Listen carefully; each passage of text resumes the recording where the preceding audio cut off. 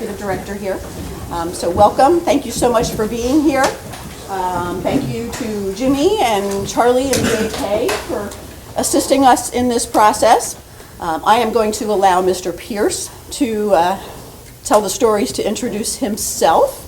But without further ado, the legendary Jim Pierce.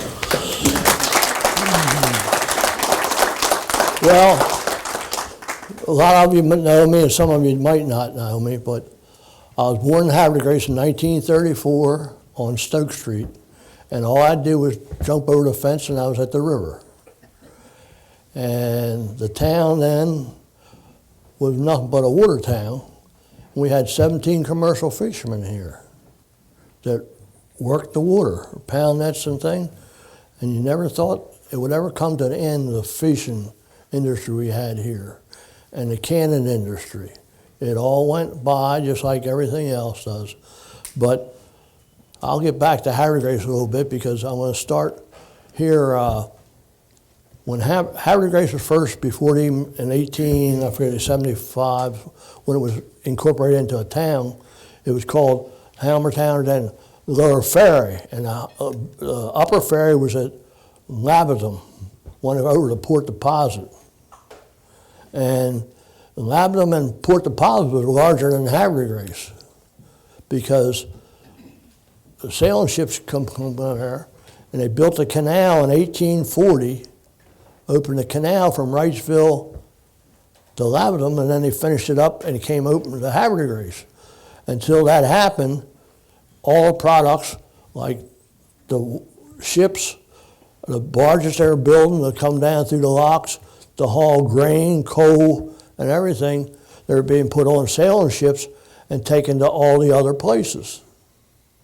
You know, the Richmond, Baltimore, and Havre de Grace had 10 coal companies handle coal. The river, you could go on a low tide in Havre de Grace, and I'd take you up there where the Route 40 bridge is right now and show you piling that were driven back in the early 1800s, clean down here to the lighthouse. But they never built big wharves. They would just put fascia boards on them and catwalks out to them, because what would happen? Every spring, we had the spring flushes. And what happened? The ice tore everything down. And in a month, there was enough of labor, they built it right back up. As soon as the spring thaw went, they built them right back up because they had such a workforce here. Now, in 1850, there was only 1,300 people lived in Havre de Grace. And everybody were watermen. I have paper in here. I got 100 boats from Havre de Grace, and the captains on them and everything, from Just Popper, you name it, that they used to haul products to Baltimore.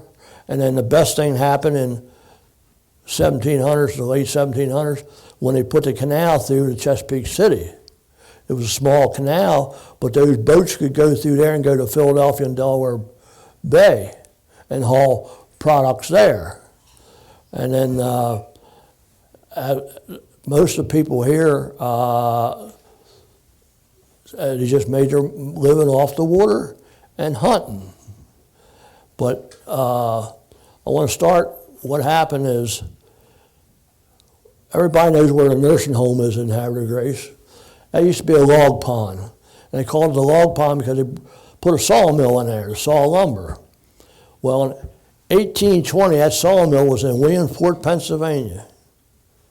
And the man that built it there was cutting the lumber and chaining it all up and send it down the river in the spring with the ice and everything, and it was all busting open.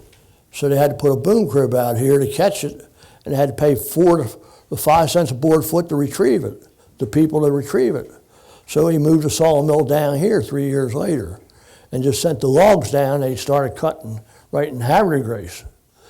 But from 1820, and everybody's probably who haven't been to Cooperstown, New York, which is 427 miles from here, that watershed of the Susquehanna River, they cut everything was white pine. From there, the port deposit, they cut every piece of white pine, just stripped the forest. And they built boats out of them, hauled timber to Richmond, to all different cities back in.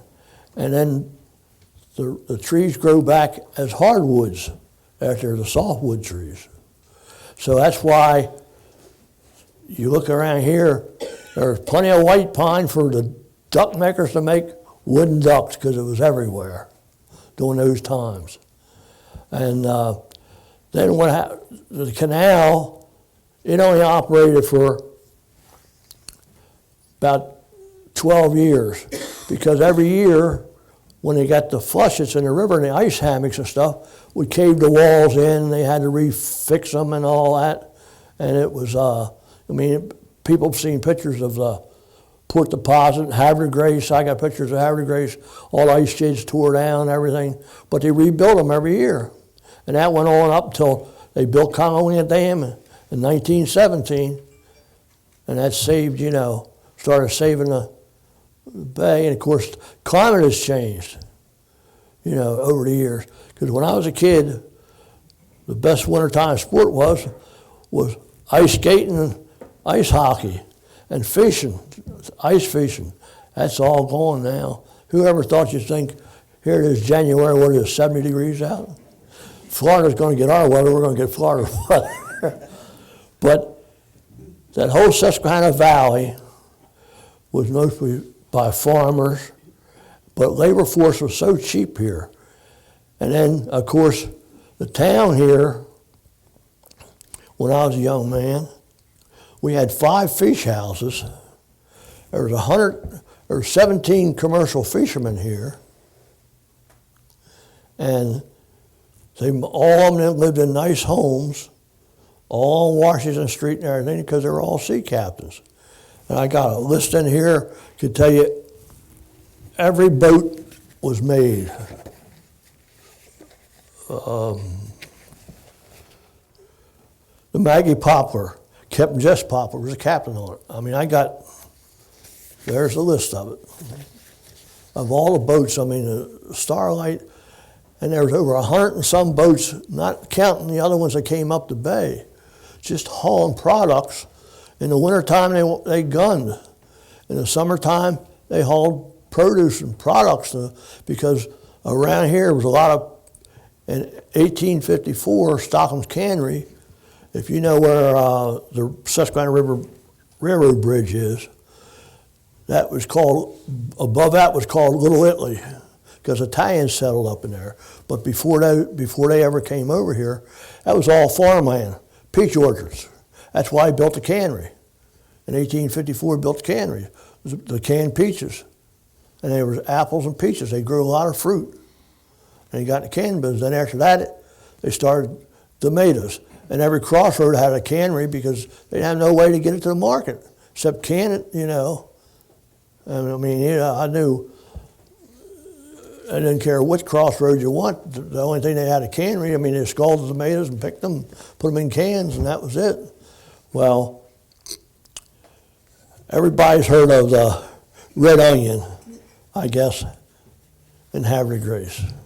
Well, that was a house of pleasure. And Alan Ferris likes history, and I love it. So he had it drawn up, but it's up on Otsego Street and the corner of Adams Street. But that was Seneca's father's farmhouse, and all up there, that was all farmland, clean on up, going up to 155, was nothing but farmland with peach trees and stuff, and that's why he got in the canning business. And then later on, the Italians came over here and settled in that area because of the stonework. They're all good stonemasons. They came here and a lot of stonework was going on. And the quarries were here, port deposit granite, and you figure all ports, they did all that kind of work. So that's what brought those Italians here. And then in Havre de Grace, after the canal quit operating, because the trains came, steam engines. And everybody wondering about the steam engine. Well, that changed a lot of history. The steam engine, when does everybody think the steam engine was invented? In the 1600s in Egypt. They developed a steam engine to work water pumps in the coal mines. To pump the water out of the coal mines. But they were very dangerous. They didn't know how to control this, the high steam bores and everything until 1725, and the company's still in business today. Watts, if anybody knows anything about furnaces or anything, if you buy valves or Watts valves and this and there, he made valves that would let the steam off at a certain temperature and everything. And that's when they developed the steam engine. Really got developed in the steam engine because, and then, 1788, John Flinch put the first steam bore in a boat in Philadelphia and used it to haul people on the Delaware River from Wilmington to Philadelphia. Everything for like 10 years. He put over 200,000 miles on that boat before it went. And then, but they were always having problems with regulating the steam. And then Watts developed a steam engine. Everybody says, Robert Fulton, this here, and different ones. Well, Robert Fulton was the first man to put a steam engine, which was a Watts steam engine, in a paddle wheeler that was commercially used. That's where it comes from. But the steam engine was developed back in the 1600s.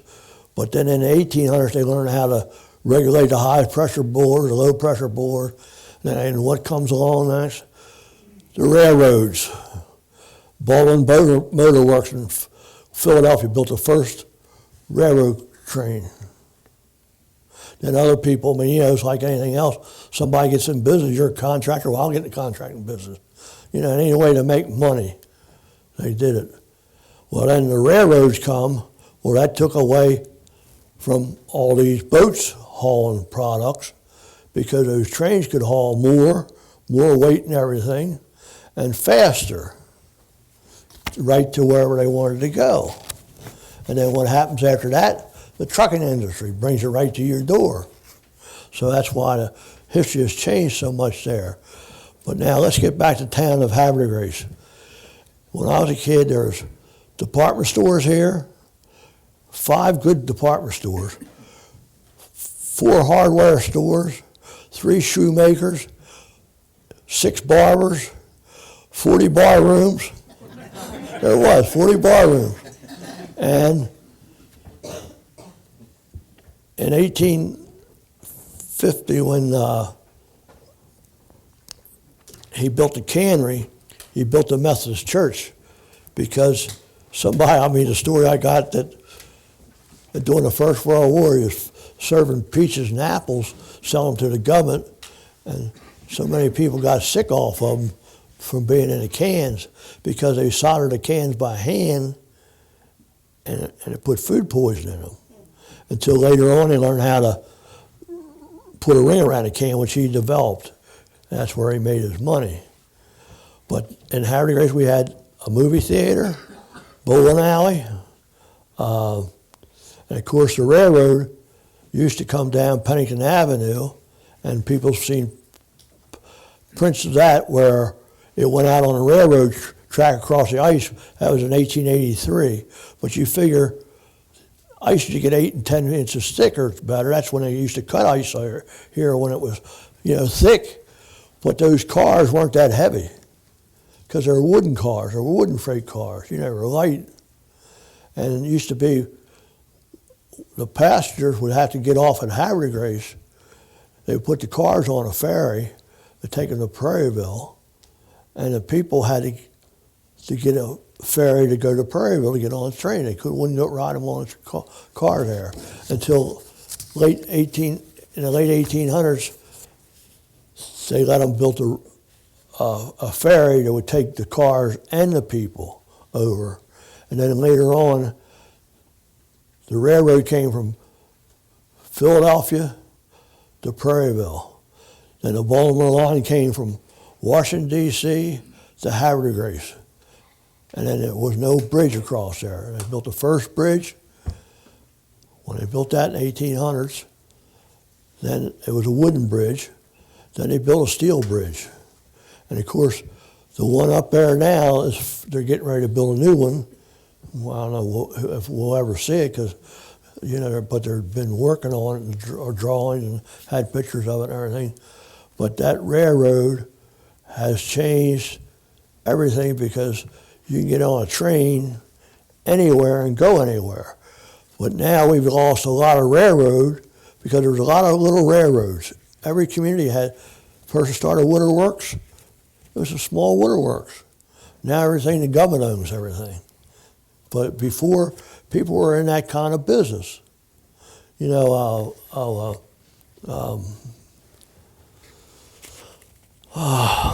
trying to think of the name of, in Elkton,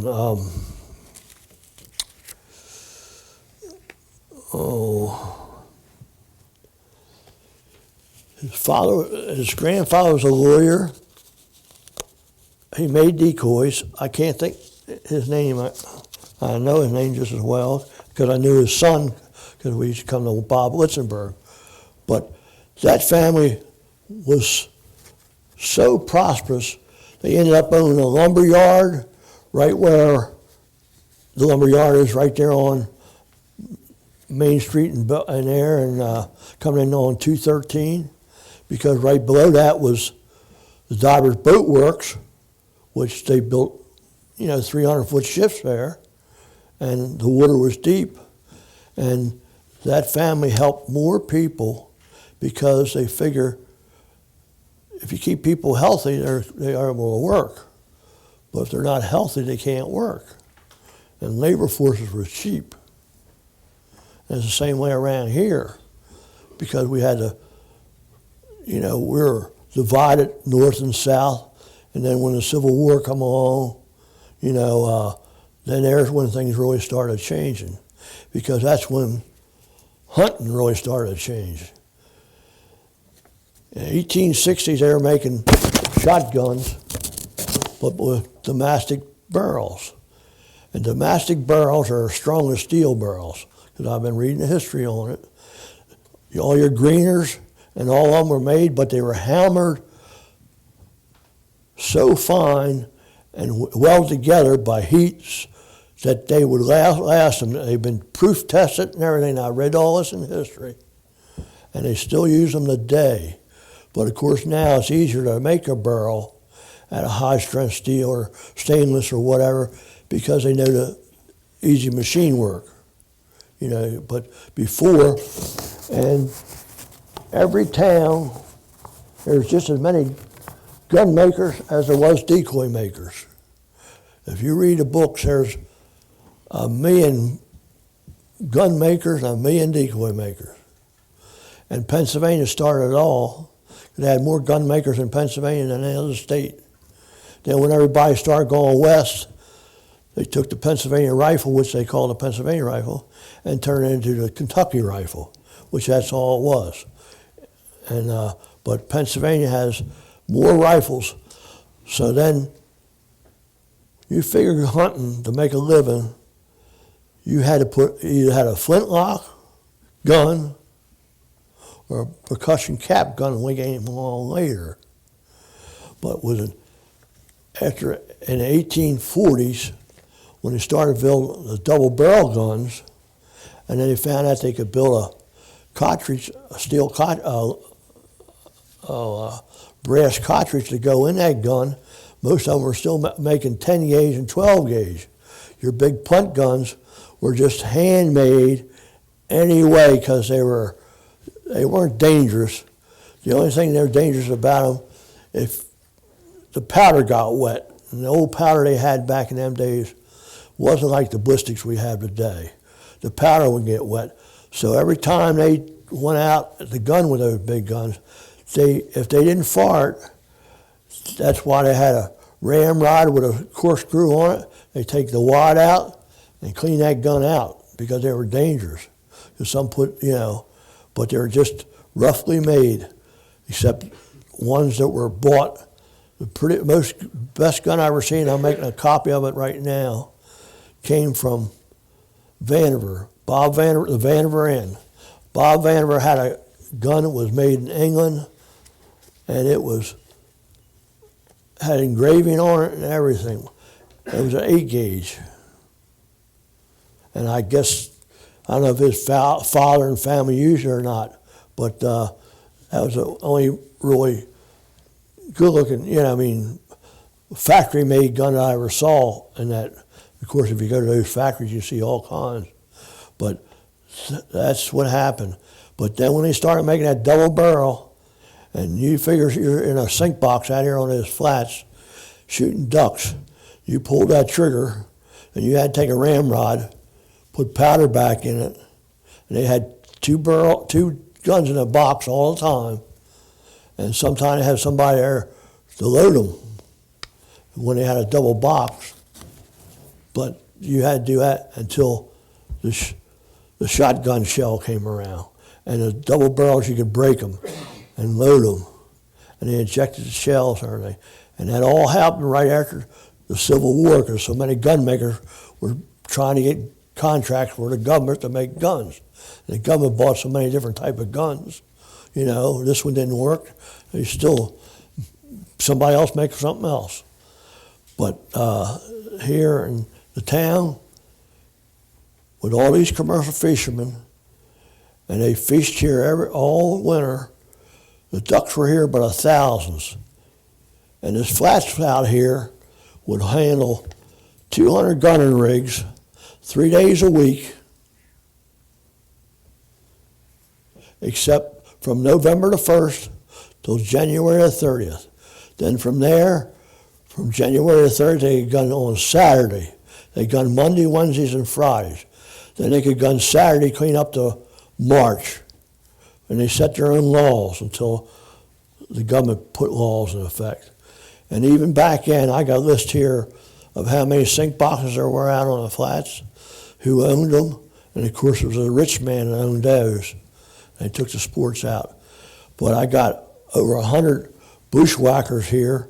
They were bushwhacked, they bushwhacked the boat. The license cost them $5 then. And they killed more ducks bushwhacking, and the rich man didn't want them to gun out. They wanted them to cut bushwhacking out because they were killing their ducks. And it hasn't changed today. Still the same way. The rich man has a place to hunt. Everybody else got to find a place to hunt. It hasn't changed. But then, when they started making the steamboats, then all these rich people started having yachts made. And they were gunning from here to the Carolinas during hunting season. They just loved to hunt. And they could afford it.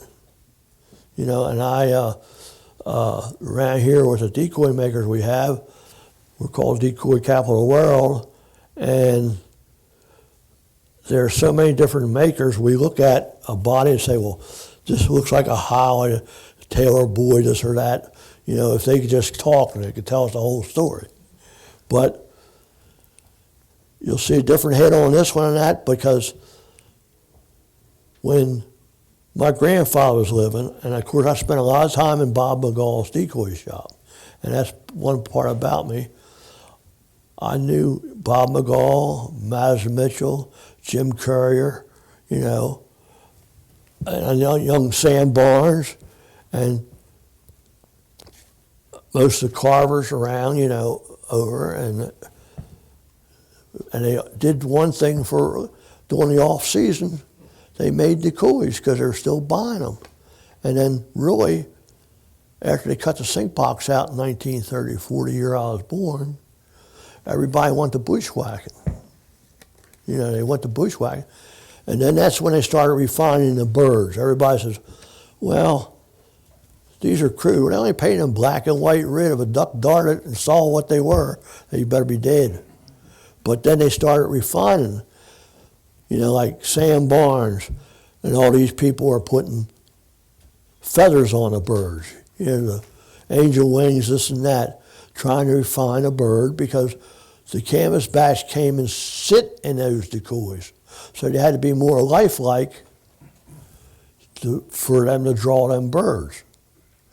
And you wonder where all of them went to, because every year, if there were 40,000, probably 10,000 got lost because of the grass and storms and stuff. So they were always replenishing decoys, somebody making them. Because when I was a young man, in my neighborhood alone, there must have been 10,000 decoys. And I had any pick I wanted. You know what I mean, over the years. I bought Wood Brothers for $35 a piece and then couldn't sell them for $75 a piece or $50 a piece. Then when they were 65,000, I couldn't buy a pair for 70, just I could sell them for 100. You couldn't do it. That's the way things go in life. But whoever knew waterfowl would ever become the history it did, because some of these birds have bought more than these fellows ever made in their lifetime or ever thought they were making. Because I'll tell you what, the Holly family, they said it was grandfather of the decoy making here, and they were. And you figure in this town alone, right here where Jim Carrier lived on the corner here, the Carrier house, but right here on this corner right here, these houses all been remodeled. You had Taylor Boyd lived there. You had Joe Dye. Then you had, I think of his name anyhow, lived next door. And then you went right there, which they just left as a Havre de Grace, the Harry Moore property. And the Moore family, Captain Billy Moore was Bob McGall's grandfather, his father-in-law. And Billy Moore and his grandfather and his father and all of them, they were market hunters. That's what they did for a living. And when the ducks weren't here, you figure they gunned November, December, January, February, and March. 5 months they gunned. Then it was fishing season. Then they fished. And when the fish were gone, the shad fishing was over with, they packed fish and everything, they all started hauling freight. The canneries are canning this and that, and they hauled to Baltimore. I read an article where a bug-eye, two-master bug-eye, and down Smith Island, caught 5,000 bushel oysters in one day. And they sailed from there to the Baltimore Harbor to the cannery. And you know what they got a bushel for them? 4 cents a bushel for oysters. It's unbelievable. Can we take a break quick, Kevin? Yeah, I can take a little break. Keep going. He said keep going. All right. But, it's times of, it's unbelievable what people did back in those days to make a living. I got pictures where the ice houses would be tore down, and as soon as ice left here, they had a labor force. Now it's just the opposite. The labor force costs more than the product. I remember when I went, we would build a house for $25,000. The labor was only $5,000. Material was the rest. Now it's the opposite way. You buy $50,000 material, but the labor force is $150,000. Things have changed, and whoever knew an automobile would be the price it is today, that's more than a house is. And in Havre de Grace, if you ride around these towns, I remember when they were building, because I worked at the post office, and every spring they would just bring rabbits, chickens. Everybody had chickens in their yard, and you're not allowed to have that in town anymore. Well, in Havre de Grace, you deliver them every spring to people to raise chickens. They bought rabbits. They raised rabbits because it was a cheap commodity of food. You could raise them. They ate pigeons. I eat pigeons. When I was a kid, pigeons were good eating. They were all grain fed and everything, but that's the way it was. But then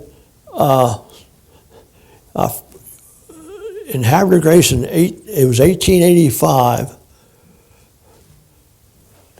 there were so many wild goats in Havre de Grace and wild dogs that the town put a $1 bounty on them to kill them.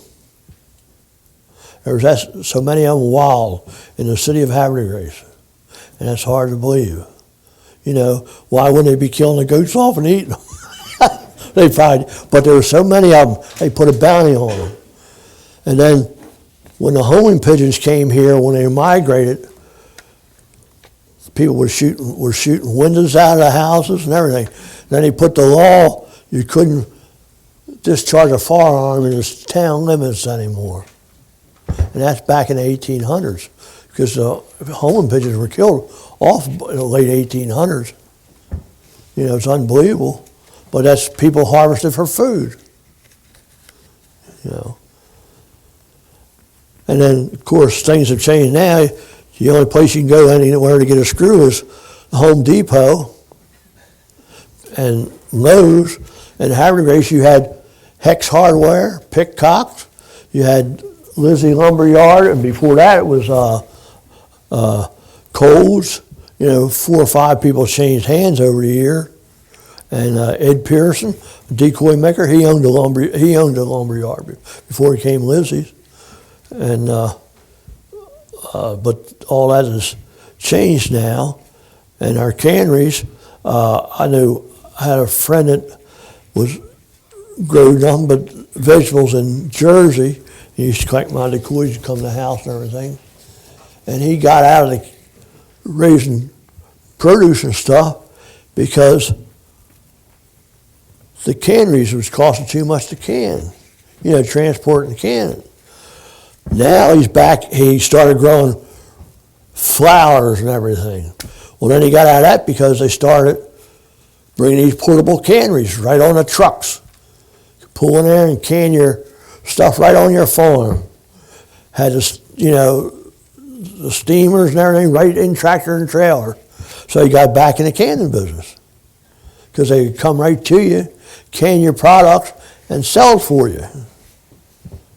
And that's how things have changed. But out here on the flats, every year these wharves tore down. But up to 1850s, when the hunting was really got, because of the people were getting power boats made, and the sports were big around here. I mean, we have up in my shop, my son can tell you, Charlie, I have a friend, and he's Ronnie Adams. And Ronnie, I met him about 6 or 7 years ago. I knew of him, but he started doing books. He started doing research. He's got a heck of a decoy collection. And he's doing more history and found out more stuff about the families of Havre de Grace, and not only Havre de Grace, everywhere. Where they came from, what generation they were, who made the decoys, what they did for a living. And one of these days he's going to have 2 boundaries of books, but he has a source to do it. He works at the University of Maryland, and so he's got a lot of archives he can get into, you know what I mean? So he's finding a lot of history out, because last night I read he did the article on Al Thomas. Now, some of you might not know Al Thomas, but he was a decoy maker and a boat builder. His family was in the boat build business. And if anybody know about Aberdeen Proving Ground, you look right down here and you see, if you look through the glasses or anything, you see the boat docks where the civilians had their boats and kept down there. That was Langley Park. It was an amusement park. That's before the government ever took it up. People came there to picnic on Sunday and fish and rent boats. And he had a boat yard there and everything. And his father-in-law owned the property, and that's what they did to make money.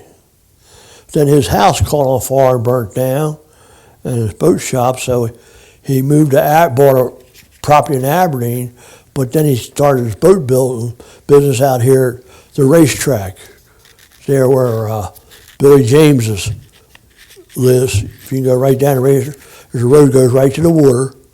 Well, he was over on if you go down, he was on the left-hand side. He built a boat yard there and a railway. And but he just finished his article up. But he made decoys, but he worked on boats all of his life. And that's what most of them did. They had to do something because, you know, in the wintertime they made decoys. Summertime, and then also they had to make and repair nets for fishing. And the fishing industry was unbelievable here because I guess a lot of you have seen the fish floats that would go down the water and they pull the haul seines right up on the boats and be tons and tons of fish, of herring and shad in them, and rockfish. Now, where I was born at, Alice Mackin married George Pencil, has the Pencil's Marina. She lived right down back of me. Well, her father, he had pound nets. He had 13 pound nets off of Prairie Point. And he fished those pound nets, and they would take 20-some ton of perch and herring. One day it would be herring or perch, whatever, they mixed them. Took them to Tillman Packing Company to pack the roe. And then the rest of the fish, we would take and get it. And Russ Phillips was a great water family from down Tillman's Island, the Phillips family. In fact, his son and his nephew and his cousin died on a boat that he had built.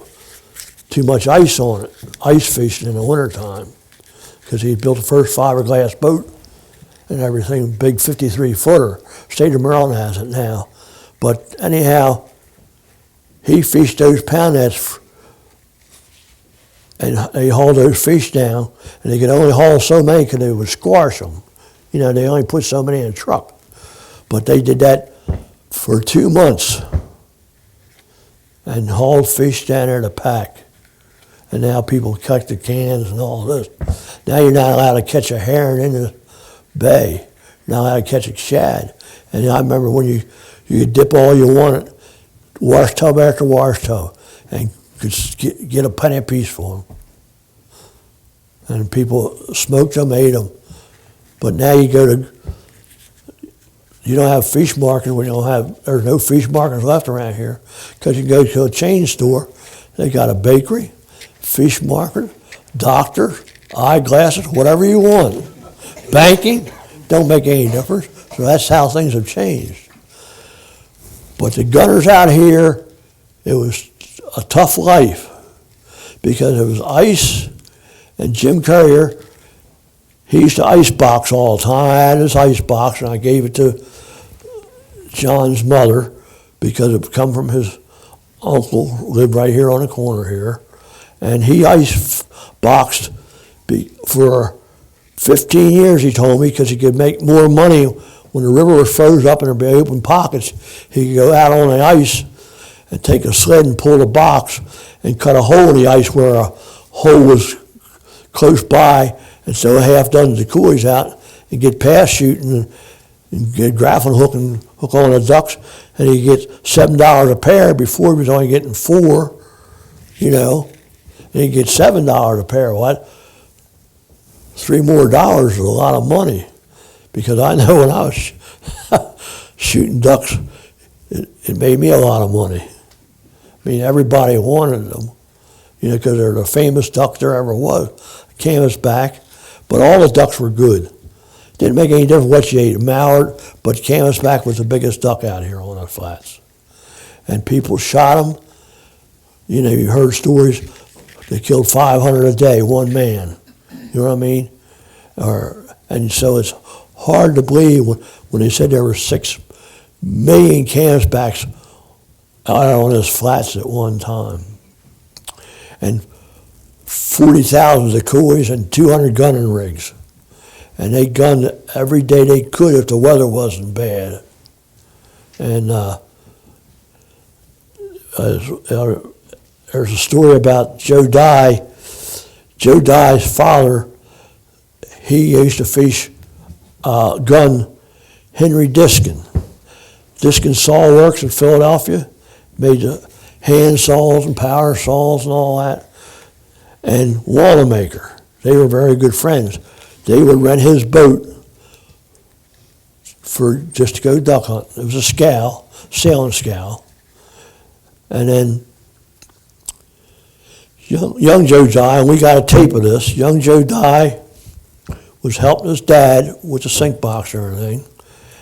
And the weather got a little rough and washed over the box, so they lost their guns overboard. And some decoys, you know, I mean, they couldn't go get the decoys the next day, part of them. Well, young Joe Dye took his clothes off and dove and got those 2 shotguns. And then the story goes that from then on, Joe went to Wanamaker's in Philadelphia and got all of his clothes every year free. And when his father died, and Joe didn't know this, and this is all true, we got it on tape. Joe didn't know this, but he called Wanamaker and Mr. Diskin that his father passed away. They paid all the funeral expenses and everything, and still sent his mother a check every month. He was actually on their payroll 12 months out of the year for over 30 years. He worked for the company, but he was just a waterman here, but they took care of him. And that's a true story. We got a tape on that when Joe was telling the story of it.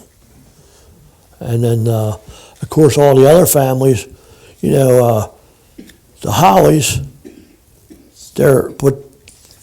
they had property. They ended up owning property and houses. But when you look at property, the house was only worth $300. You know, it was a lot of money, though, $300. He left the house to his one son, never left any to Jim Holly, because Jim Holly had his own house and a boat works, and he had $480 in the bank. So that was a lot of money then, you know, back those days. And because I can remember when I was a kid, you know, your parents didn't give you a whole lot of money. Well, after I was 12 years old, they didn't have to give me any money. I could make my own. But you could go to the grocery store and get a box of cereal for 17 cents. What's a box of cereal cost you now? You know, 5 gallons of gas for $1. So, and you know, most of the people here, you know, everybody had a gill and skiff because they shad fished, and they made money during fishing season. And then, of course, a lot of them pack fish, a way to live on in the wintertime. But the duck hunting out here was, Ronnie has articles that from Warren Street, Pennington Avenue, if you go down there on a low tide, you can see where the pollens were, where the boat dock was built for the railroad, the cars, the ferry to pick up the railroad cars. Well, Donald Asher, when he was younger, had a blind there. He could kill canvasbacks off of there. Right on this point right out here, Jim Courier had a duck blind. I shot my first canvasback there with Jim Courier. He could walk from his house, go out there in the morning before he even went to work at the post office and kill a couple birds. They were just everywhere. And the thing was,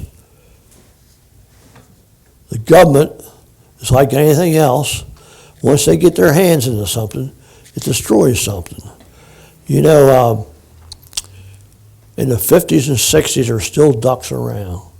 And then what happened is all the farms around here were dairy farms or orchards. Well, then the little dairy farms were 50 acres, 60 acres, 40 acres, enough to make a living on. They canned their own food, milked their own cow, made their own butter, everything.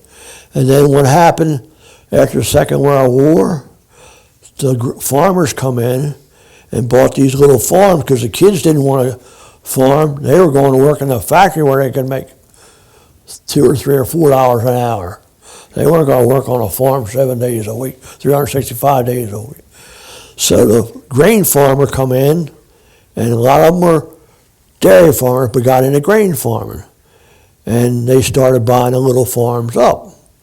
Then they took the hedgerows out, and that made the runoff for the water go, and the streams and everything, all that went to the river basin.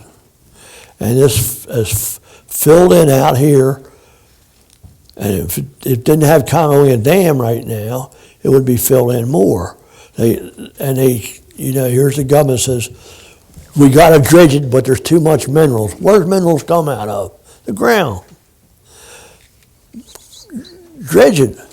Take it back to Harrisburg and put it in the coal mine. It's still got coal mines been burned up there for 300 years. Fill them back up and take another 75 years for it to get down here. But too many people have their hands in it. And I just seen where, last year they appropriated $2 billion to start the project. The power company did it. Well, we're paying for it. I mean, don't worry. But anyhow, the government still don't want them to do it because, well, you got to do something with it. And doing something is better than nothing. And that's the problem. But it saved these flats out here because when we had shad ditches out here. They called shad ditches. Were 12 feet deep or better. And that's when that ice hammocks would come down and plow them sandbars out. You have a sandbar, and there were cuts down through there. And that's where the wild celery was there. And then when we started body booting, everybody got on a sandbar and started shooting ducks when they cut the canvasbacks out because we had mallards, black ducks, and everything. And they were corn fed just like anything else because the fishermen put over probably 50 ton of corn over a year just for the fishing industry to catch carp and catfish. It's not like the day they have these ponds, they raise it, and you can go to market. Hell, I remember nobody would eat catfish around here. Now you go to market, they're $3, $4, or $5 a pound, but they're all farm raised, But the fishermen dropped corn over, and that's where everybody did their night shooting at, on those corn halls, because ducks love corn. And if you would feed the corn the ducks right now, they'd be more healthier. And we could bring every goose back if we start leaving 20% of the corn out in the fields, just like it was in the 60s. When they started going to grain farming, we had 80% of the geese on the Eastern Flyway here in Maryland. And you could kill all the geese you wanted. Then after what happened, the farmer made the fields larger. The combines don't leave a drop of corn in there. The only way you see a corn is might be here and there where they load it on the truck. And it's not the farmer's fault. 'Cause he's plowing right out to the road for one reason, because it's how much grain they raise. It's volume a day. You couldn't have a little farm and do that, because I have a brother who got into, he was a gentle farmer, but he loved farming. He had over 10,000 acres, and he never farmed. An outfit out of Texas farmed it for him, planted it, harvested it, and everything. He just got a check because it's big business. But that's what changed around here. And then what really changed things around here is they started draining all the potholes and everything up north to grow more grain, because the world was expanding. And we're the breadbasket of the world. We produce more food than anybody else. And the thing is getting it to the market every day. And, where it's going now. You figure, just us here, every time you go to the store, there's anything there you want to buy if you got the money. And you wonder how it gets to market so fast every day, and that's worldwide. But then what happened here, what do we have? Mosquitoes. That was helped to ruin the flats. In the 50s, they started coming around and said, okay, the mosquitoes were so bad. They were. So they started spraying that DDT. They sprayed all the marshes with it, with the airplanes from the University of Maryland. They had a contract to do it, and they ended up killing everything. Killed the eagles off, killed the songbirds, they killed all the plants off and everything. And once you destroy it, it doesn't get back. Now this water out here, it's clear, but it's dirty. When I was a kid, we could go gunning. I drank the water out of the river. Never bother you. And it only got 65 degrees. Now it gets 70, 80 degrees because you built atomic plants. You got all this discharge from factories and plants and everything, and households and the sewage to plants and everything like that. So it's all just revolves around the human nature of everything. But they sprayed that DDT here. It killed the eagle. It killed everything, and nothing would come back here. It was nothing here. I'm not kidding you. It killed the grasses, and it killed the shad, everything off, and the heron because of the pollution of the water. And now they have the state sends every spring, and I live up at Lapidum. I go down to the dock where we used to haul seine and catch tons and tons of heron. They go out there with a boat and have a trailer with water in them and everything, pumps on them. And they go shop fishing, pick up 10 fish, put them in there, tag them. They take them down the Potomac River to the fish hatchery and hatch them down there. They don't put them back here in the river here. They put them other places. But the water's too dirty. A muskrat won't live here anymore. And muskrat was a big business in the state of Maryland. You know, I mean, people trapped because of the fur, but also for the meat. And they were the cleanest animal there is. They would wash his food before he ate it. And everybody trapped for muskrats. They called it marsh rabbit. You used to be able to go in a restaurant down all the, trying to think the name of the restaurant, in Delaware. That was on our menu every February. They'd have marsh rabbit. And even today, there's over Salem, New Jersey, the Fire Company has a muskrat dinner. Has over 300 people go to it. You can't get a ticket to it. I've been to it one time with Summers Italy. You can't, it just goes from family to family. And all our muskrats come from Louisiana. They have a big muskrat cook-off over there. Things have changed. But that's what killed the grasses out here, was the DDT. And Agent Orange, or whatever you want to call it. And they made tons of it at Aberdeen, at Edgewood Arsenal, because you had the Atlas chemical company down there, which is still there today, making chemicals. And, we're burning chemicals and stuff like that. And then, of course, the gunners didn't have to worry too much about powder and shot, because Baltimore has the greatest shot tower that was ever built. It's in Baltimore City. It produced more shot for this country than anywhere else. And it still exists today, but it doesn't do anything because they got other ways of doing it. But, and then powder, you have to worry about it. Powder, Atlas Powder Company was right across the river at Prairie Point. Before Prairie Point was there, that was a powder company. DuPont's had the Atlas Powder Company. It was at Prairie Point. And then after the government bought that all out, and then they turned into a hospital after Second World War, you know. But up to then, you could get people wanted powder. They just went over there, Atlas, because I got wooden shovels. Everybody said, "What's a wooden shovel for?" To handle powder so it doesn't take a spark.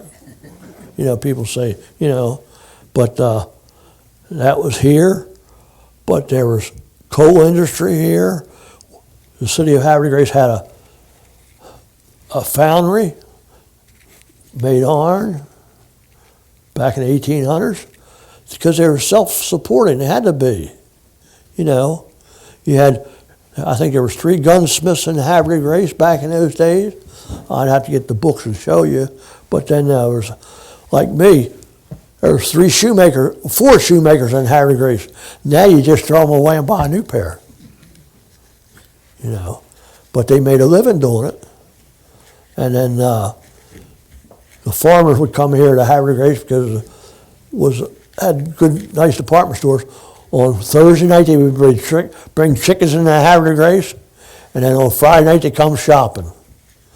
They get flour and stuff, because there was a lot of mills around, but they still went to grocery store and bought, you know, there was 17 grocery stores in Havre de Grace. On every street corner, there was a little grocery store in every community. It wasn't the big chain stores till the AMP was the first big chain store to come around here. Then the Acme, and they've changed hands so many times. Now it's all you have is big chain stores, control everything. And then, of course, with the flats here, there was more gunners came here than anywhere else in the world come here to shoot because of plentiful of ducks and because of the gun clubs. And they lived in first-class accommodations. Now, everybody knows, I mean, a lot of you aren't from Havre de Grace, but right up where Coakley's Pub is, and right across is Lyons Drugstore, the builders built a wedge. That was Bear's boarding house and bar and rooming house, had a restaurant there in 1840. And the rooms were booked from year to year for the hunters. And every house in Havre de Grace would take in boarders during the hunting season. And they served meals too, because it was extra income they made. And then, but that was a hotel. Then there was 4 hotels in Havre de Grace. They're all gone now. Just like in Charlestown. There was 2 motels in Charlestown, you know. But they were made there for sports. They were built for one reason. The sports come there to hunt in the wintertime, come there to fish in the summertime. When they built this here over here in 1917, that's what it was built for, hunting and fishing.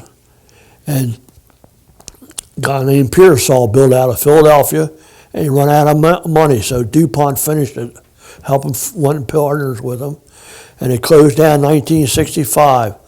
My brother-in-law and daughter, his wife, got married over there and was the last meal served in there, because that was a beautiful restaurant in there. And then, of course, it got where it wasn't maintained, the floors were all wood, and the fire marshal had no sprinkler system, the old elevators, and all that, so they just sold it for $375,000, and then they made apartments out of it. But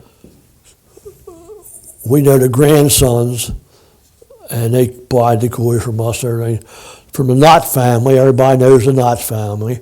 They were in the blacktop business, construction business for years in Baltimore, all over the world.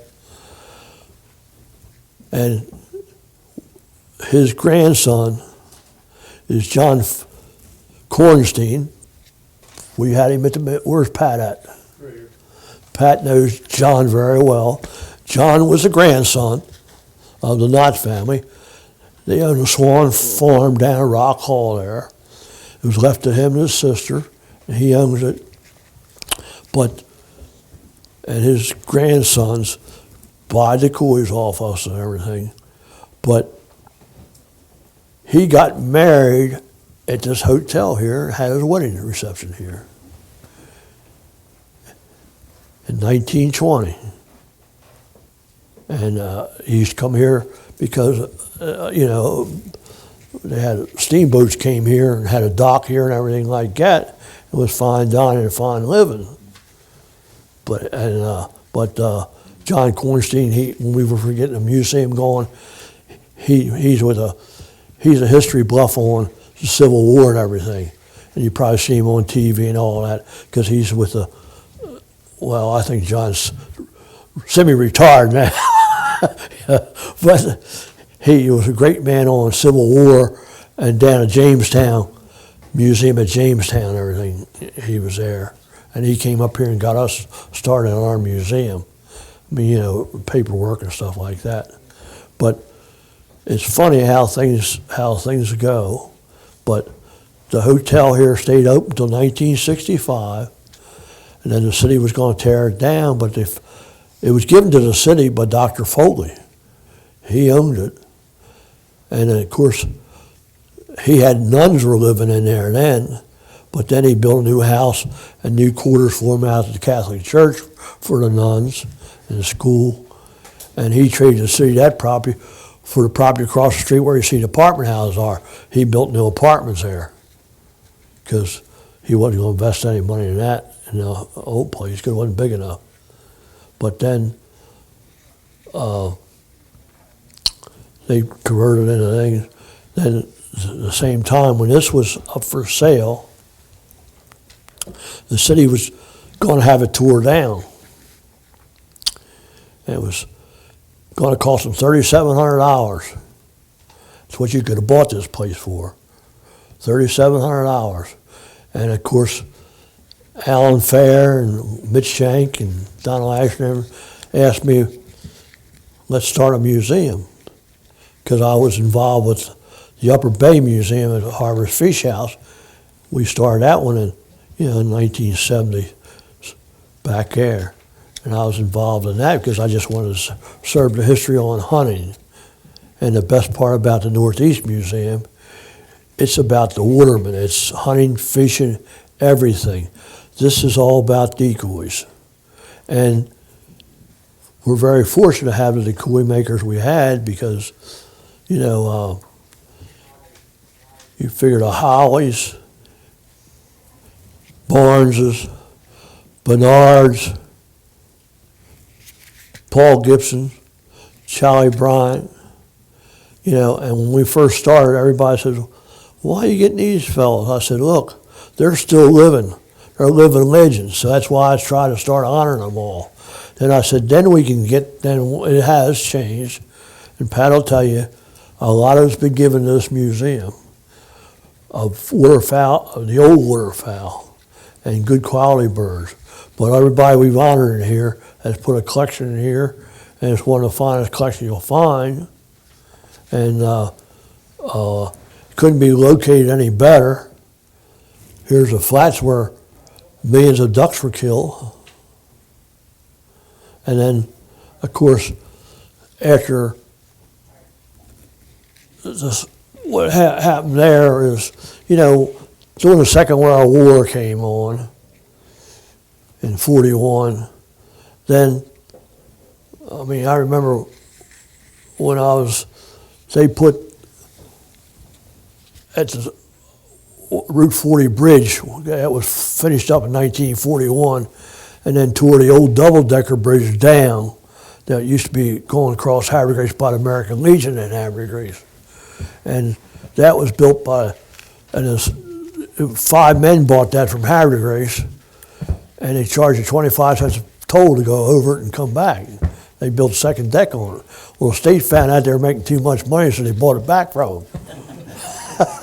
So then they tore it down, and said they needed the metal, but they spent all that metal to build Route 40 bridge because we didn't have the roadways. You only had Route 7, and Route 40 was an expressway until after the Second World War when Eisenhower come back because he'd been in Europe seen the Autobahns, the roads they had over there, how fast they could go and everything. So that's when they started the road system in Maryland. It's when they built I-95. The first turnpike ever built was in Pennsylvania. And they only went out to the mountains. And the only reason they did that is because Rockefeller started to build a railroad going out there. He got into hard rock and couldn't get a tunnel through. So then he abandoned it because it was going to take too much money. Well, then right after that, the state of Pennsylvania went and put a tunnel through there and put the railroad through there. And that's going west. But that's what, things have changed so much like that. And I like to read about the canals and the Susquehanna River. It had probably in its history, it's probably had 10 or 12 spillways built in it. And spillways, they would stone it up so it would hold water so boats could float because it was too rocky. You see that all up at Safe Harbor, all different places. Then a lot of them's been knocked out now because they got bridges because the only way they had to go across the river, they had to flood it to make it so the boats could go across, from Wrightsville over to there or Lancaster or whatever, So that was all the way on the river. And then they tore a lot of that out. Well, my grandfather said he was born in Lancaster County, he said it didn't make any difference. In spring, they could take lumber they had piled up and put a coffin dam across the water to flood the water up and take a barge, and if it put the grain or whatever they were shipping on that barge, if it only went 3 miles, it was faster than going by wagon and horses because the roadways were so bad. And from there they were loaded back on and go somewhere else where they get deep water. But the workforce was they had so many people here working. I mean, every canal, you figure they built, I don't know how many canal boats, and a lot of them were built for a canal up there. And they were built by slaves. Pennsylvania had slaves, but they used slaves to build them. But every one come down here, they couldn't take them back up the river. They tore them apart and built the houses out of them, or built boats out of them. They used all the timber, and that's what they did with the pines. And then, of course, now everything grew back to hardwood and things like that. But they shipped. I had records that I gave them to Susquehanna Historical Society. I got from the Barneses. Even back in 1863, everybody, if they went out on here, they know where the battery was. The lighthouse is on a battery.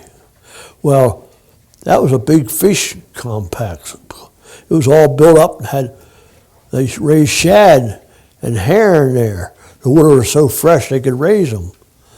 They raised them because they knew they had to replenish them. And they did. There was a big fish hatchery right at Charlestown, the Barnes had. And they knew if they took fish out, they had to replenish them.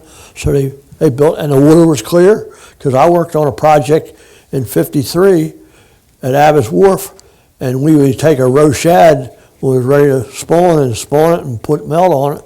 And we used to make little fish boxes about this side and put cheesecloth on them.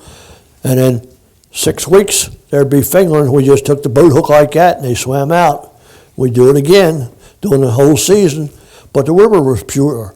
Now nothing will grow in this river. I mean, I haven't seen I've seen one muskrat this year in this river. And anywhere you used to see a water hole, there'd be a muskrat growing in there. You don't see it anymore. It's a shame.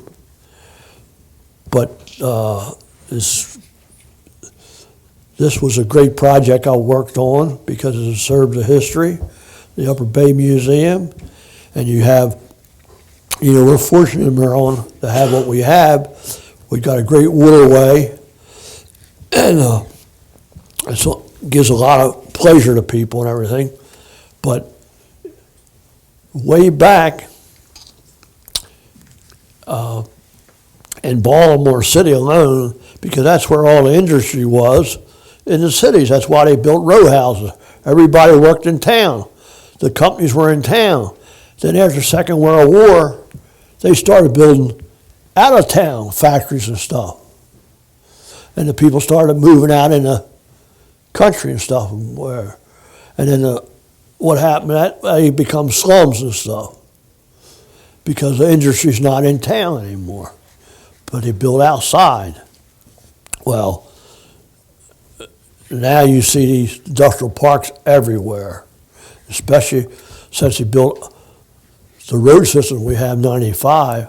I mean, when you can get you take in 2 days from Louisiana to Fulton Fish Market, a truckload of fish can come up there in 2 days, or shrimp. It's unbelievable. They just change drivers. One guy will drive it to North Carolina or whatever, or Georgia, and another guy pick it up. And it's unbelievable to get stuff to the market. When did you get started making decoys, and with who? Well, the neighborhood I was raised at, they were all hunters. And my uncle was a gunner and had a gun and scow and everything. And you could gun anywhere, up the river, anywhere. There was ducks everywhere. So, of course, Harry Jobs lived right up the alley from me with his grandparents. And we were always on the water doing something,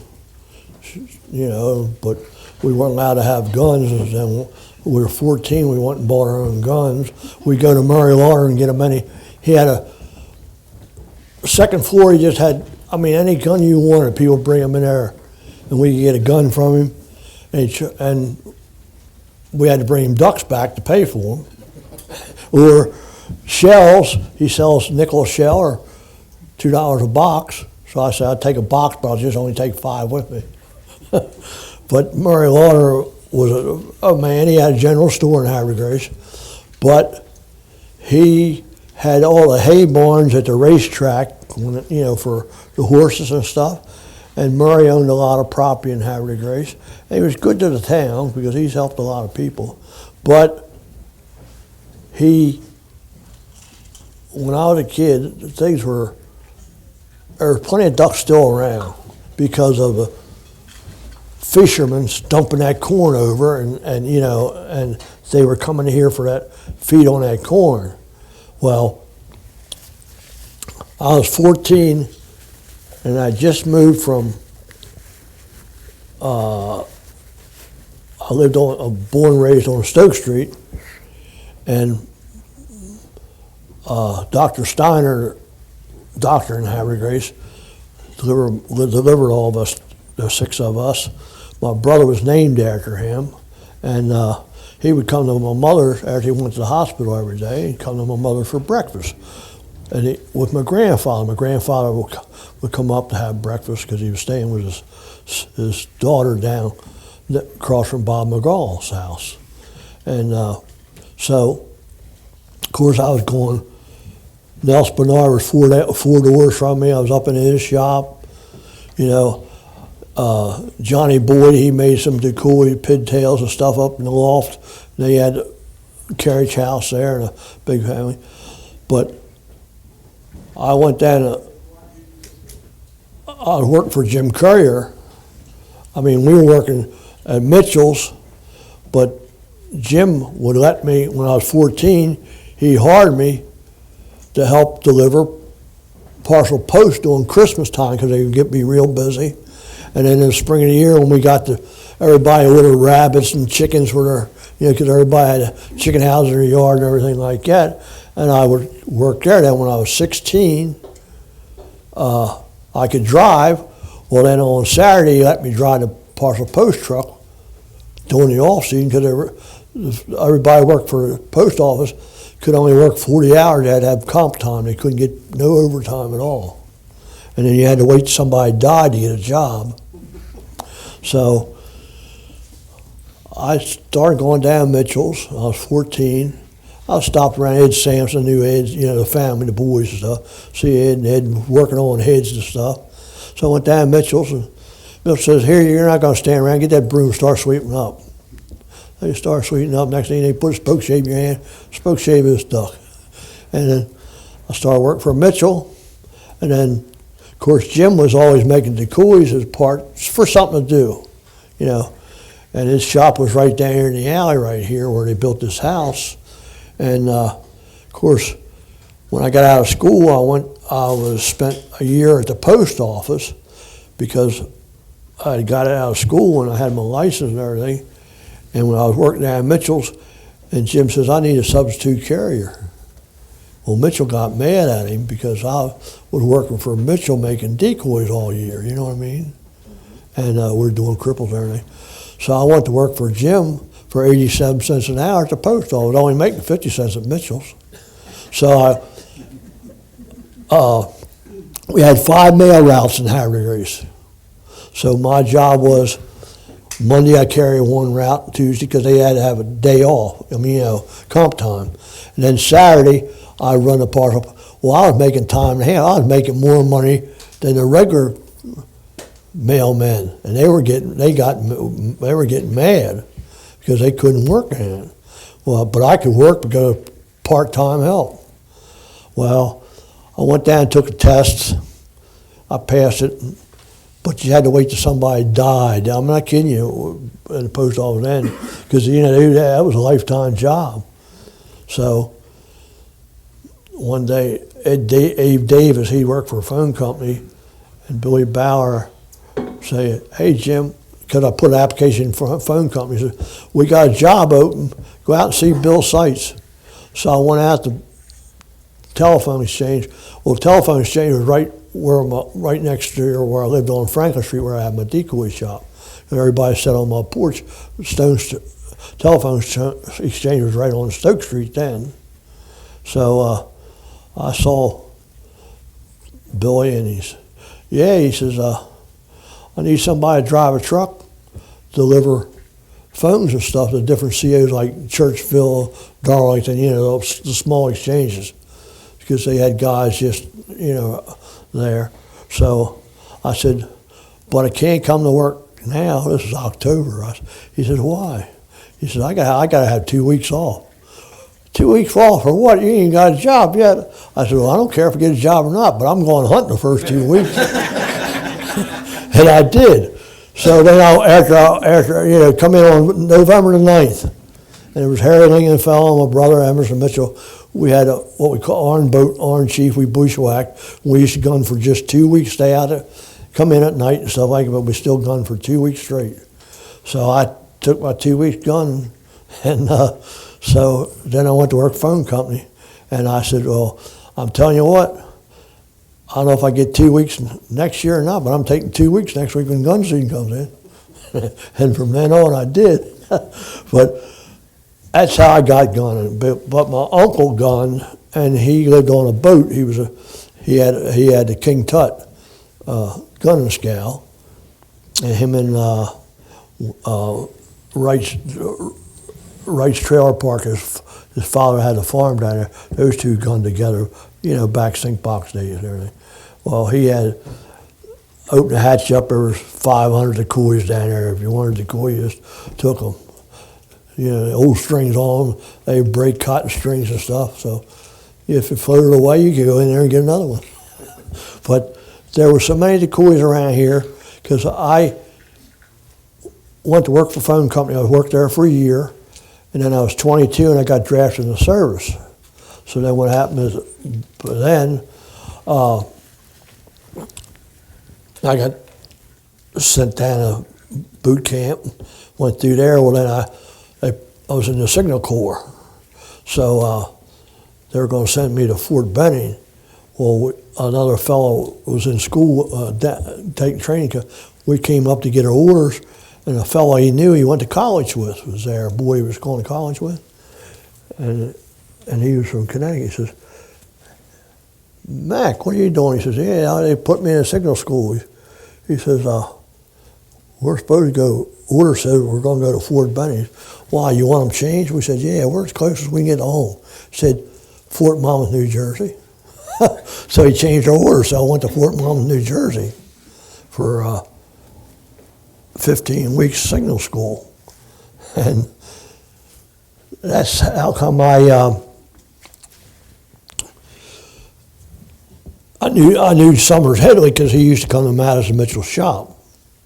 And he was, and Johnny Hillman, they're probably the two largest decoy collectors around. And Norris Pratt, they really had some collections. But, and then I was working away when I was with a phone company. I was pickup man. I go to Lynn and Steve Ward's shop. I go to Cigar Days and pick birds up. They wouldn't have to dry down because the roads weren't that good. So I was a pickup man. And for Mort Kramer, like that, because they were always dealing in decoys. Well, anyhow, when I went to Europe, I went to Washington, the Pentagon. I said, man, I got it made. I was down there for 2 weeks just getting home myself around. A sergeant come down, called my MOS, you're going to Stuttgart, Germany. So I said, report to Fort Dix. So I went to Fort Dix.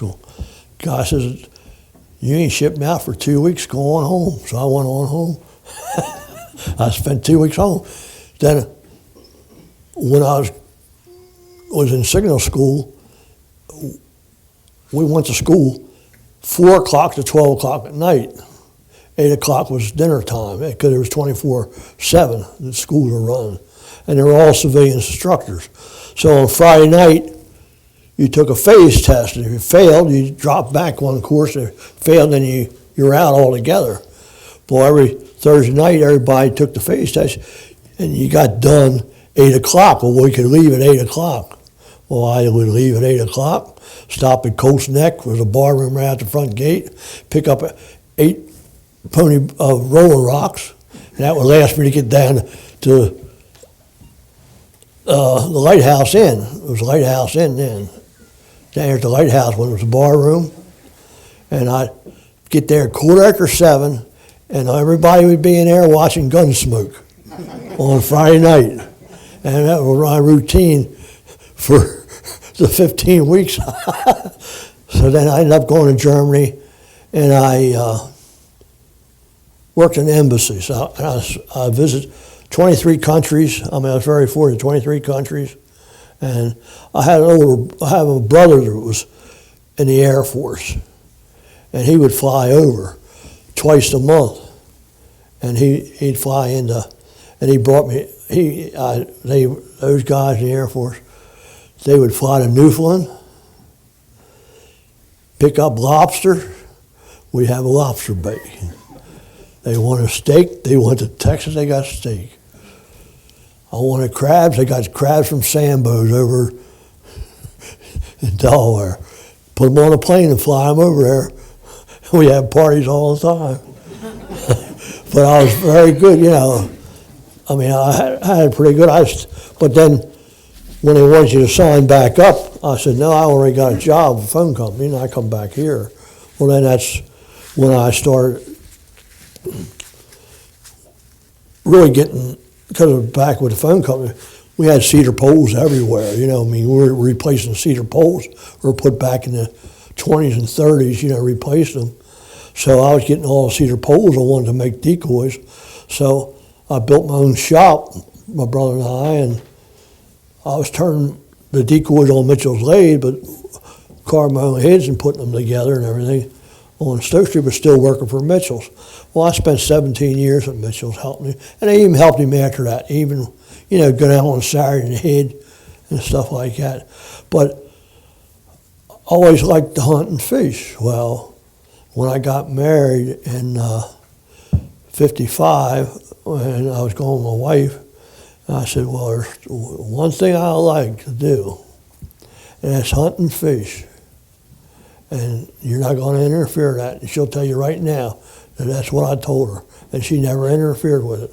Because I hunted and fished, and I only worked till I was 55. I had put enough money away, and I had a little construction company. I made a few dollars, and I invested it, and I had enough to live on, and I got in the decoy business. But then 5 days a week or better, I went hunting and fishing.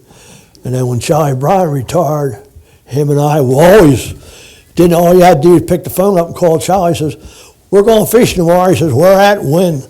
That's all he ever said. "Where at? When?" And he'd be there an hour before you. And we used to go.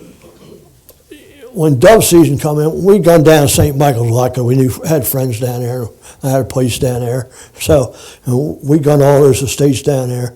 Well, of course, our friend Kenny Bryant, he had a nursery business, but he took care of all the estates down there. I mean, Caterpillar, tractor, you name it. Pat will tell you, right off the greens, we've shot geese. Renegade and all us, we'd gone down there. Well, you could shoot as much as you want. And Kenny used to say, of course, he was a multimillionaire. He said, he says, whatever your pocketbook can afford. I said, not what my pocketbook can afford. It's what your pocketbook can afford. But, and so we gone down there. And then, I mean, I had a good decoy business going, and I had fellows working for me, helping me and everything. But then when my son Charles, he got he had finished college up in '91, and he came home. He says, "I'm not going back to school." He's going to go get another degree, more on his degree. So he had a degree in corporation management and finances and everything. So he says, "I'm going to stay here and make ducks with my dad for a year." Well, he's been there ever since. And he's a good decoy maker. He can do it all. He is one of the fun. I'm not kidding you. But when we've had a lot of fun because he's done we got to go fishing together. We hunted together. We dove shot. We did everything together. And we're just, and we've had a great relationship. And then, of course, J.K. used to like to hunt. Well, he doesn't. Because he was a dirt man. He rather dig in dirt and he works construction, But so that's how I got into the decoy business, because there was a way for me to subsidize my income, and we made decoys for the rich man. The poor man made his own decoy. You like your dad, he'd take the cedar poles down and get them turned. Mitchell, make me some decoys. And that's how he got his decoys. But I mean, the rich man come up there in September and wanted his decoys. We put them in the back of his car, and he paid Mitchell for decoys, because the local guys would get Mitchell to turn them, and get Barry Motes or anybody to hit them, and Elmer Simper, anybody would paint them. I used to go in basements and paint people's ducks after the season for next year. Well, that's the way it was, because you couldn't find a place to gun from Conoway Dam to Cape Charles on either side of the bay back in those days. I mean, there was guys hunting everywhere. And of course, the western shore was a lot of sandy bottoms, so they didn't have a whole lot of grass except certain places. So they all baited. I was gunned down to Annapolis with a doctor, or a doctor and a lawyer, and a friend owned a filling station that did work for a telephone company and everything. We were down there blind and shooting mallards. And of course, they had corn down there. Well, then a DNR come there, they dredged. They found one pebble of corn. And he says, "You guys are baiting," so he gave us tickets. So it was about 2 months before we went to court. So we go to court. Well, here comes John, the lawyer. Here he comes with 3 mallards on his back. Come in, and he says, "Judge," says, "they got us. They said we were baiting." He says, "But we're shooting mallards. We just that's all we're getting. And he says, you know, mallards always got corn in them. And he took out mallard, went like that, corn just rolled out of his mouth. The judge says, case dismissed. Yeah. Yeah, he showed him there. He said that duck could have dropped that corn down there. So I've had a great life doing what I want to do. Anybody got any other questions? How many decoys do you think you made in your life, Jimmy? Oh, I don't know.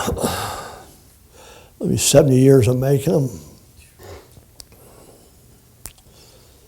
Maybe 500,000.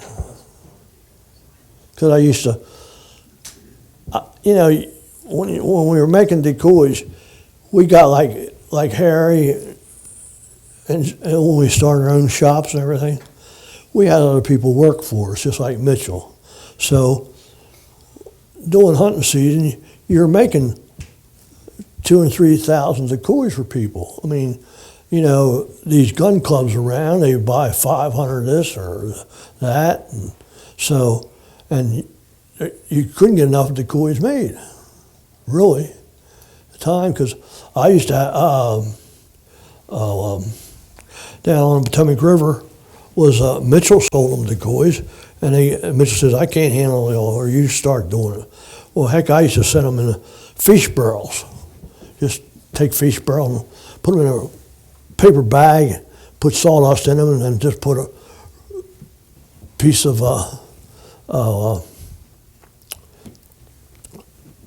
wreath over them and a rim and ship them freight, because we had the freight train would go out of B&O Railroad had a freight yard, you know, station and everything. And in Pennsylvania, you took them up there and shipped them down there to them. They never got damaged or nobody take them. And in fact, I made them over 600 or 700 decoys every year, 50 of this or 100 of this, that. Then when Charlie got out of school,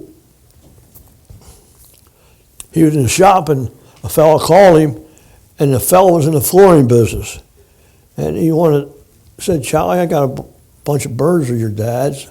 You want to buy them? Well, of course, he was only paying back in like $7.50 a piece. He wanted $200 a piece for them. Charlie said, what?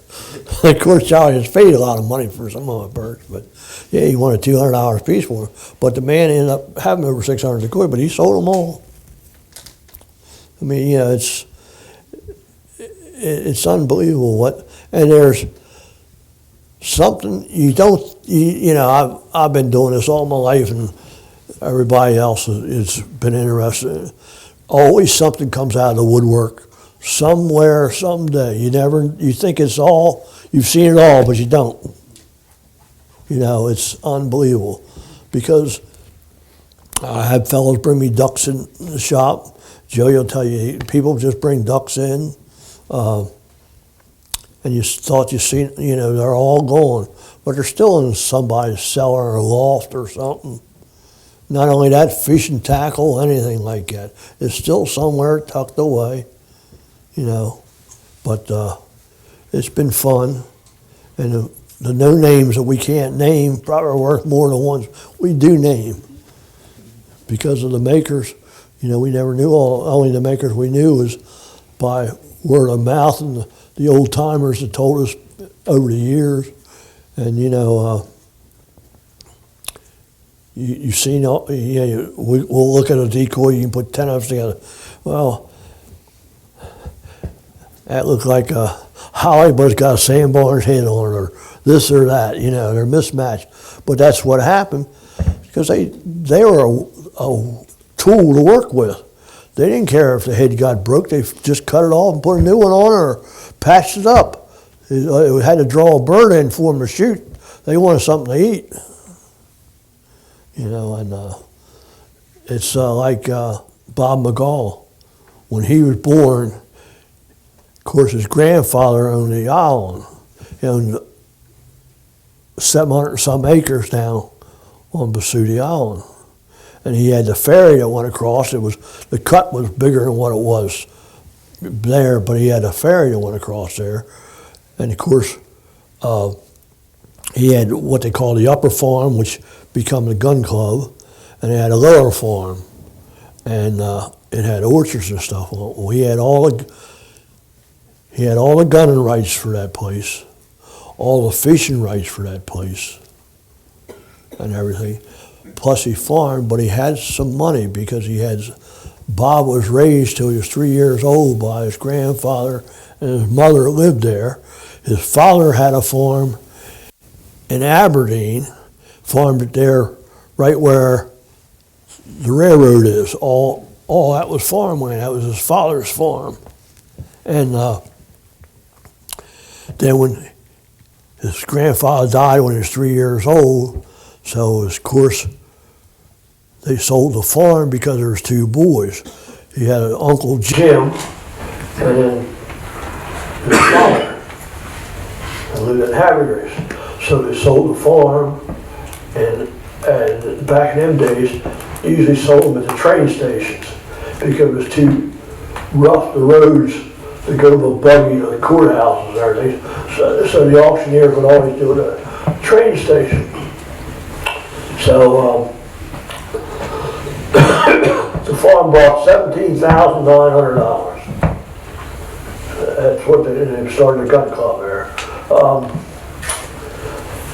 trying to think, what's the name of the road that goes up in Aberdeen, where McDonald's and everything, where it used to be a sand and gravel pit and everything. What's the name of that road, Pat? You talking about Beards Hill Road? Not Beards Hill. Paradise? They used to live right there. I knew one of the granddaughters, because she worked for the phone company.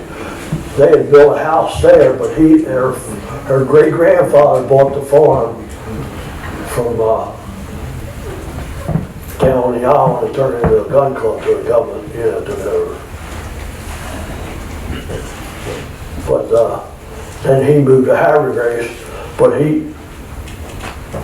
really lived out in Hagerstown, and he was in the National Guard. And he must have been married then because he had a marriage license, and when he got his discharge, his wife's name was on everything, and then they must move back here to her father's house because he got out of the National Guard like 6 months earlier because I know it was a hardship or something. He was working as a shorts man on the side, selling his shorts. Then he moved back to Havre de Grace. Well, then I guess that's when he really got in the decoy business because, the Moore family, they were decoy makers. Harry Moore here and his brother and his grandfather, all of them, they were watermen and gunners, sink box gunners. So I guess that's when he started making decoys. Matt Mitchell got into the business because when he got out of the funeral business, there wasn't nothing to do, so he started work for Sam Barney, which they were related, and then Sam died, Mitchell ended up with his orders to fill, and that's what started Mitchell in his decoy business. Then he had to learn how to paint because Lillian Barnes did all her painting 4 years ago, and she got married, moved out. She said, I ain't painting any more decoys. And Captain Billy Moore come down and showed Mitchell how to paint, told him to go down to Bunnings and Baltimore, buy the paints and all that, and showed him. And Bob come down the shop and saw his father-in-law in there showing him how to paint. Well, that was competition. And they lived in the same house for over 5 years and never spoke because of his father-in-law was showing him how to feather and paint ducks. And that was competition.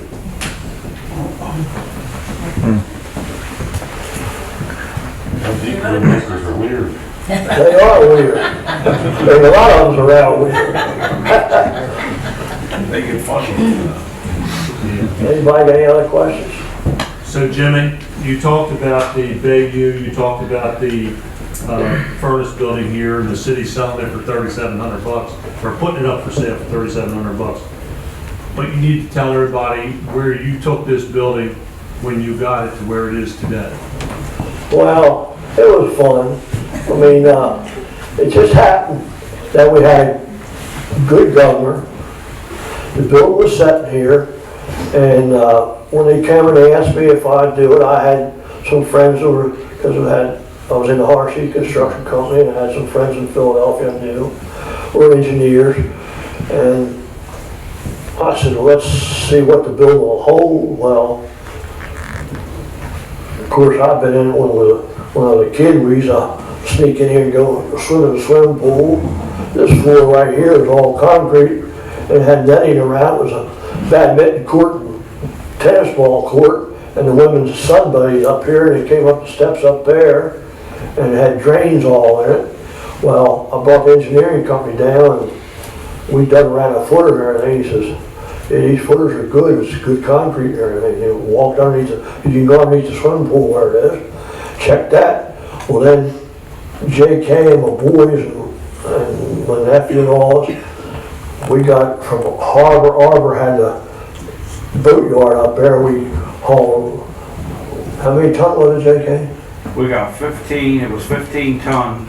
I went out to the block company, remember, and I got the pallets of concrete. Yeah, And I brought the crane down here and we set it up on we had to set it up on the beams. Right up here, over there where the beam was, where the Government Flats is, they put a scale up there and put a scale on there, and we put 15 ton of concrete right on a spot they set for us, and that steel went down, and they measured it, and it went back up, so it was strong. And when they read it and did the rule book and all that, and he said, you can put 5 stories on this building if you wanted to. That's how strong it was. And this was all hand poured, the steel and everything. So then we started on it, and of course, Mitchell was behind it a lot, and of course we had a good mayor, a good governor, and Ari Rearman, and we had good, John Cox and all his boys. They all were for us and helped us. Well, we put in for a grant. When we started, we put the first Decoy show on, and we started this thing in 80, but we never put a first Decoy show on in 81. It was very successful, and it was, of course, we were just using the Catholic church, the basement, and the school we're using. The high school and everything, and it just kept expanding. And then next thing we were in all the schools, and we were like, then what happened there was we started having Friday night parties. And of course my brother, and Bob Gall, and some of the fellows in town would do all the cooking and stuff. We had it at the firehouse, and it just got so, we were selling out, 300 people would come to the thing. We had plenty to eat, and you name it, and it grew, and then we got the first floor done, which I was very fortunate.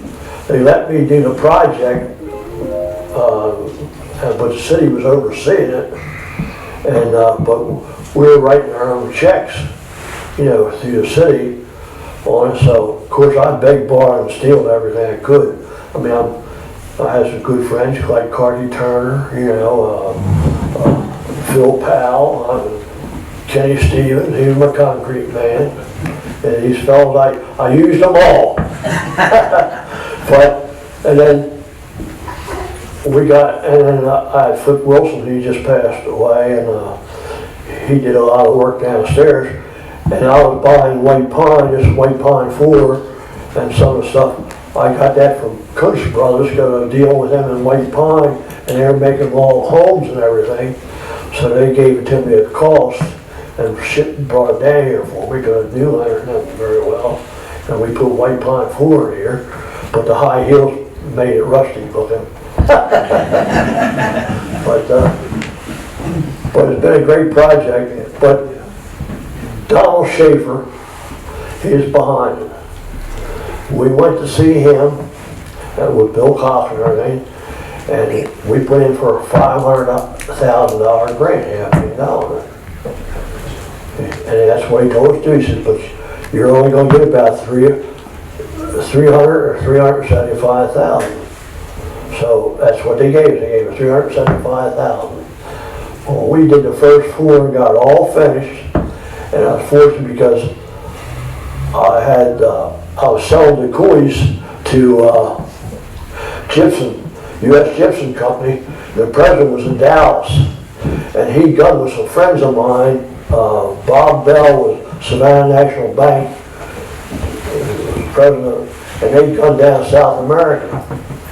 And they used to call me and I used to have to send cinnamon teal to them, and blue wings and pintails, 18 each every year. I just mailed them to them, they pay me and everything.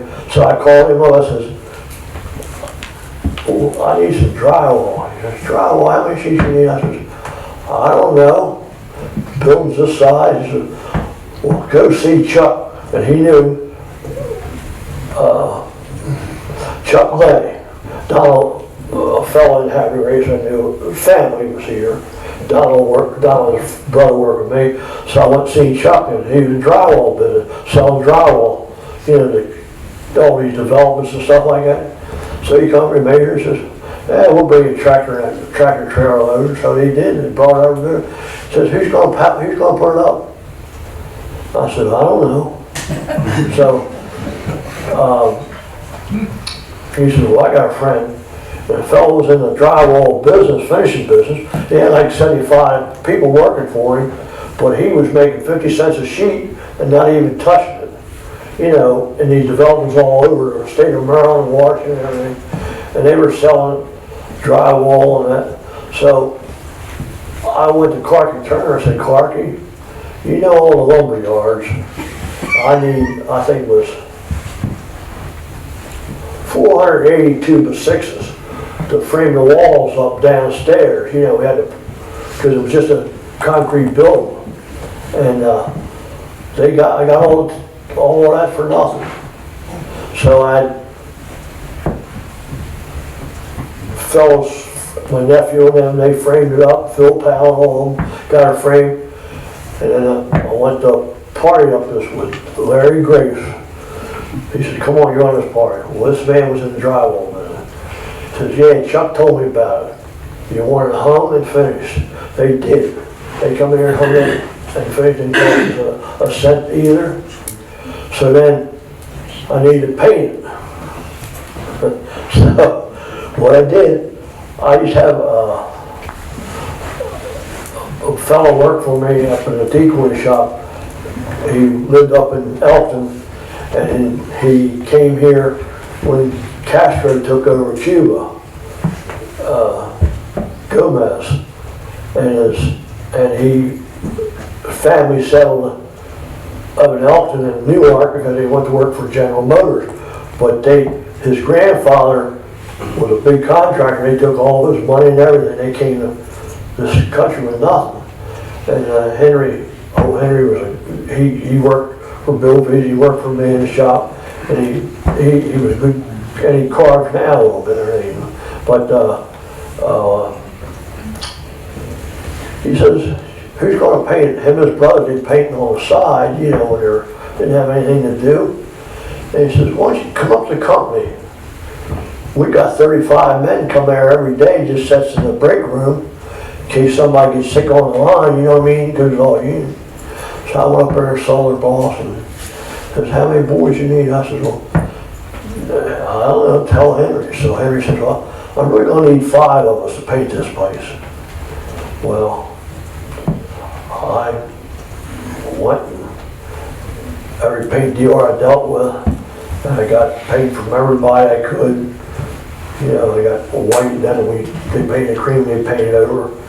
Well, they painted this whole building out, didn't cost us 1 cent either, because I just used what I could.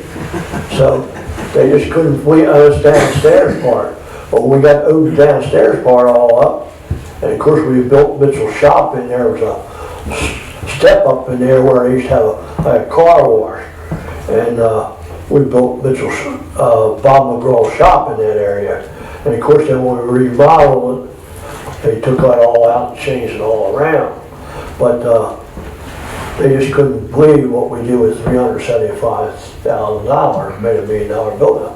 Well, then we didn't have enough space, so I said, we need to put a second floor over here, so we go to Donald Chambers.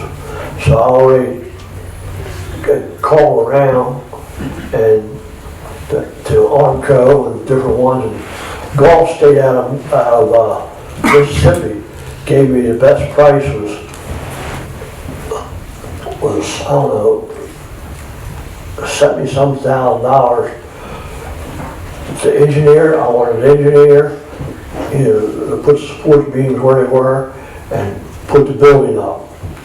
Well, they did. They came up and put it all together for us, and then we finished the inside. I did the same thing. I needed 2 4s, 2 6s, and then we built most of the cases ourselves in here, except for the glass cases. But I built those cases there, Mitchell's case there, and then, of course, we ended up putting the stained glass windows all around, and we made money off of that because we had a person doing it, and everybody wanted to put one in honor of somebody in here, you know, Shy, Brian, or father and stuff, so we ended up putting all the stained glass windows. And then, of course, it's been very successful because I said one thing when I got involved, the museum's going to stay open 7 days a week. They said, what? I said, yes. I said, I'll tell you what. Because when I was younger, my wife and I traveled a lot, and I loved to go to museums. And I'd go to these museums, they're closed. Open Friday, 2 o'clock. Open Saturday at 1 o'clock. Well, people are traveling every day. They could be there on Wednesday. So I said, you keep the doors open. And I'll say one thing. I mean, we've had some tough times here, Pat. I'll tell you, because Pat was been president here.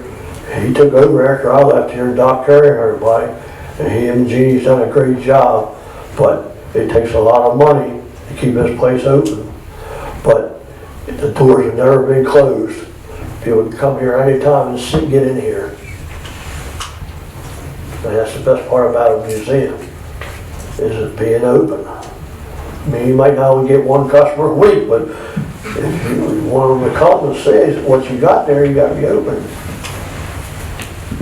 And that's the problem with the Upper Bay Museum now. That's a shame, because when I got involved with that, and it's a very fine museum because it's a water museum. It's got fishing nets, everything, and they've done a great job on it. But they don't have the support of the town and the people to keep it open. And it should be open because it's a very fine museum too. You know, and of course, you can have St. Michael's. You got the Maritime Museum there. Of course, they got a lot of heavy pockets down there. So they really did something. I remember you could buy half the land down there for $10,000 when it was a fishing village. Now you can't even touch a half place to put a tombstone for that. Yeah. But it's been interesting. Do we have other questions, or we are at 8:15? So, are there other questions? Burning questions for Mr. Peters? How about we close with one of your most famous and funniest, most enjoyable gunning stories, Jimmy? Bear. That was the last night I got.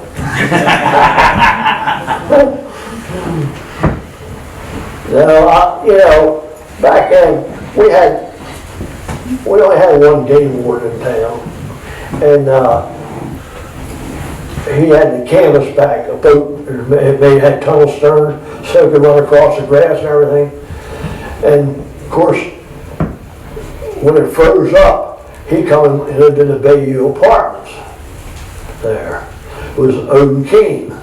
He was an outlaw back in his day, you know. His whole family were Keene family, you know, they were commercial fishermen and gunner and everything. Well, anyhow, of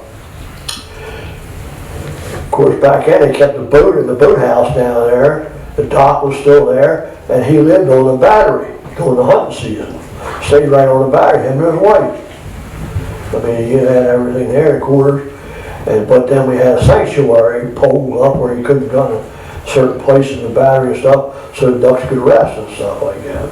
Well, then, food wouldn't bother anybody, you know, about if you had a good day, you shot. The other day you didn't get any ducks, you know, I mean, it wasn't, you wanted, some days you did and some days you didn't.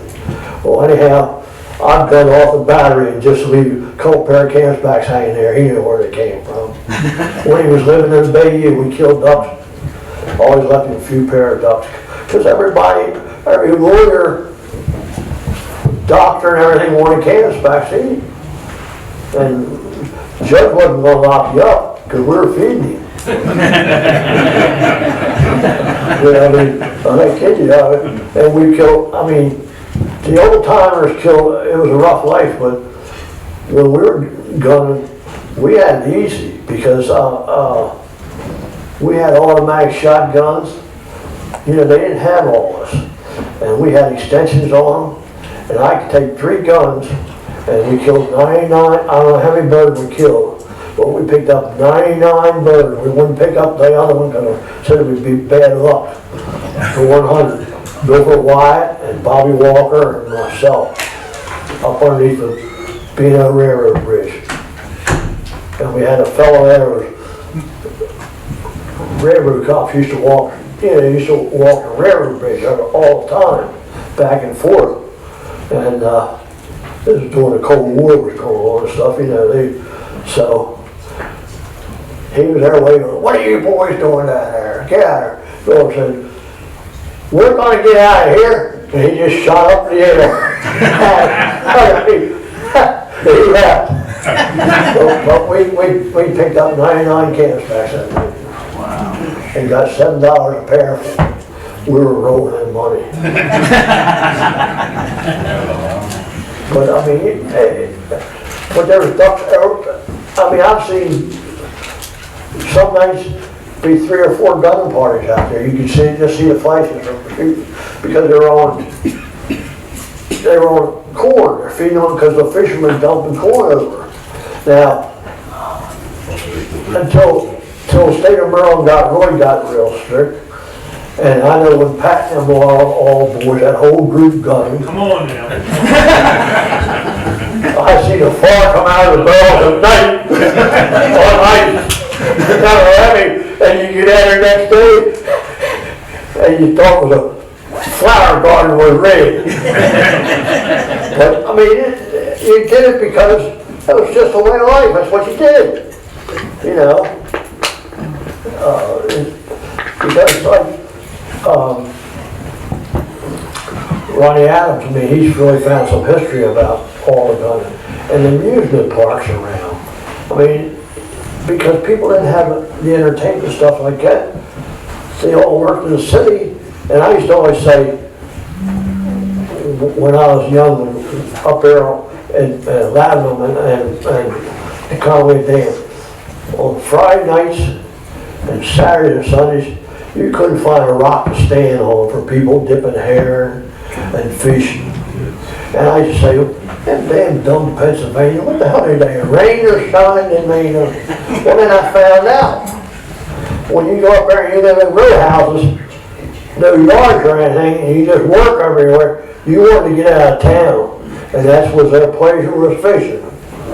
And, you know, that's same way in Baltimore. There was a lot of amusement parks right in Baltimore, a lot of, I mean, they're just local places where people made a living doing it, because that's the only entertainment we had. But now you get on a plane, go anywhere you want.